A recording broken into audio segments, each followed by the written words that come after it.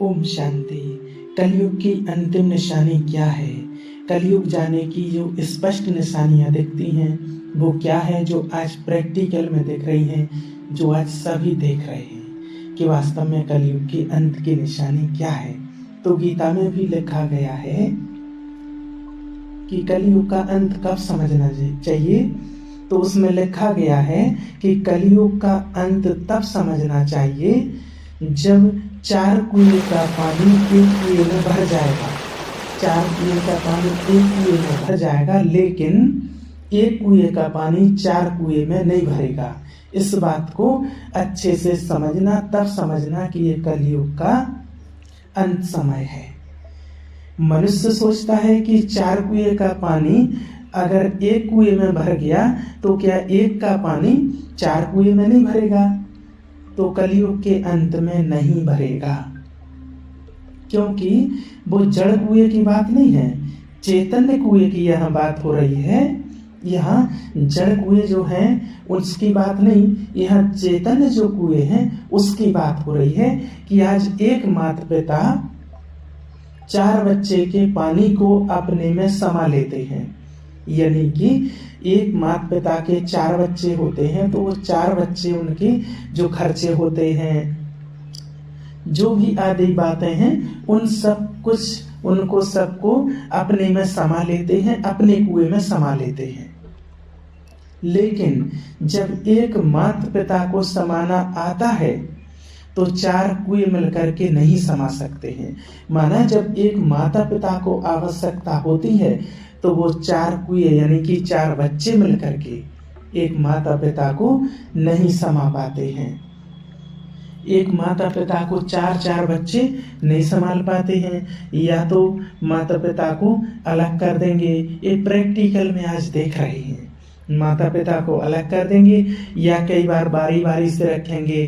3 महीने 2 महीने हमारे पास रहेंगे, 2 महीने उसके पास रहेंगे, ऐसे बारी बारी से, और या फिर वृद्धाश्रम में छोड़ाएंगे।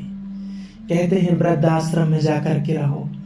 तो आज जो वृद्धाश्रम में बच्चे माँ बाप को छोड़ कर के आते हैं, उन माता पिता की हालत अगर देखी जाए कि आज बच्चों के पास सब कुछ, भौतिक सुख सुविधाओं के साधन है, सब कुछ है उनके पास, और सब कुछ होने के बावजूद भी माता पिता की हालत क्या है।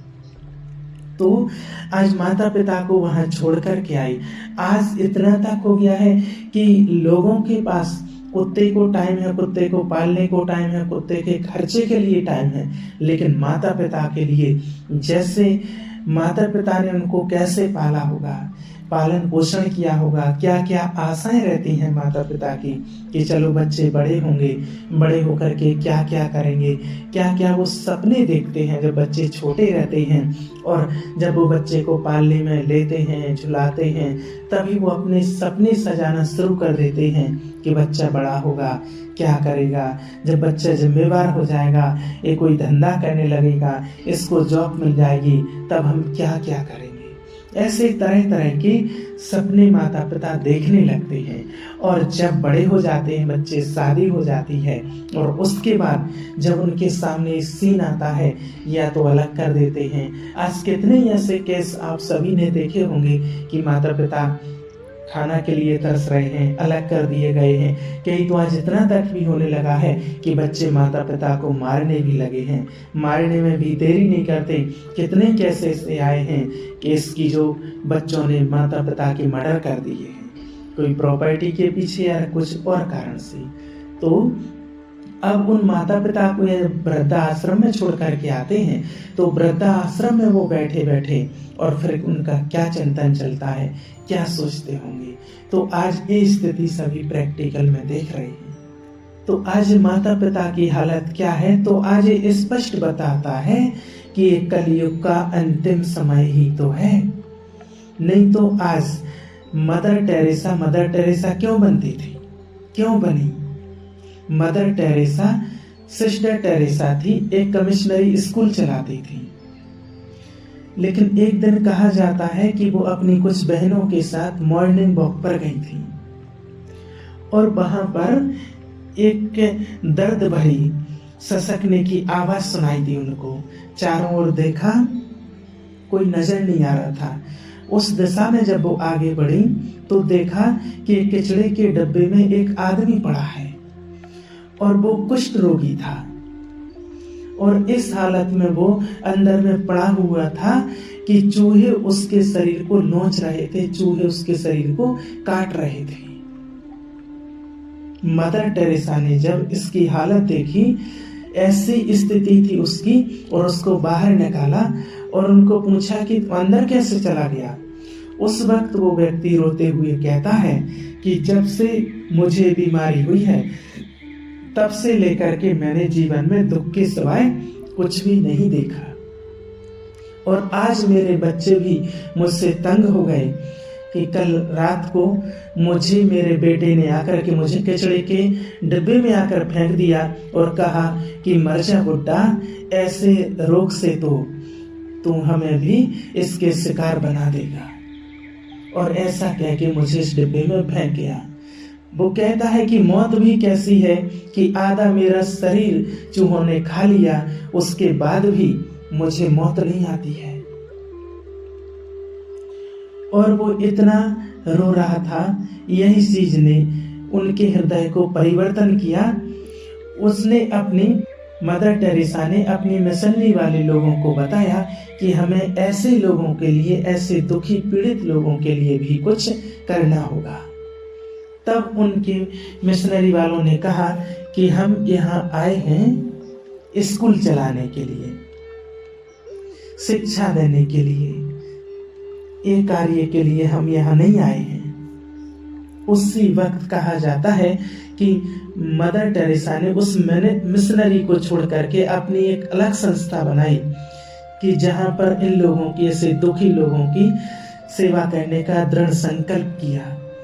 भावार्थ कहने का ये है कि आज इतने दुखी हैं लोग दुनिया में, इसीलिए आज हर एक व्यक्ति के मुख से यही निकलता है कि हे प्रभु, ये दुनिया कब तक चलेगी।